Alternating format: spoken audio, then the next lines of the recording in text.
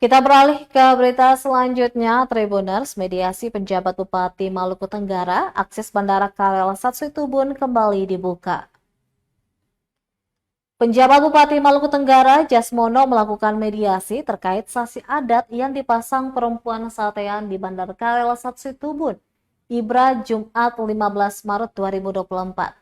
Pendekatan persuasif dengan perempuan Satean juga tokoh adat yakni Ratkirkes Ibra Agung Renwarit dengan menggandeng sejumlah Forkopimda, Kapolres Maluku Tenggara AKBP Frans Tuma dan Dim 1503 Tual Letkol Infantri Kadek Mulyasra dan Lanut Dumatubun Langgur Letkol Pas Muhammad Junaidi dan Lanal Tual Kolonel Laut Guntur Alamsyah, penjabat Sekretaris Daerah Nikodemus Ubro.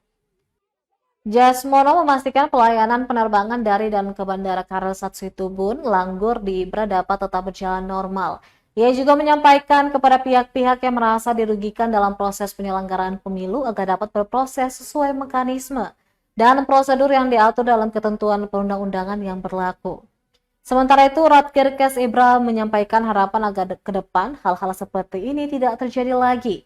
Menurutnya, semoga kedepannya dapat memaknai semua permasalahan yang dihadapi secara bijaksana. Di kesempatan yang sama, Kapolres Maluku Tenggara AKBP Frans Tuma menyampaikan harapan agar kiranya seluruh masyarakat dapat berpikir positif dan menggunakan jalur-jalur hukum yang berlaku apabila ada rasa ketidakpuasan, serta tetap menjaga ketertiban dan keamanan masyarakat.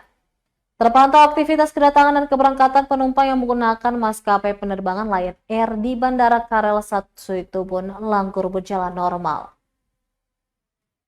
Download Tribun X sekarang, menghadirkan lokal menjadi Indonesia.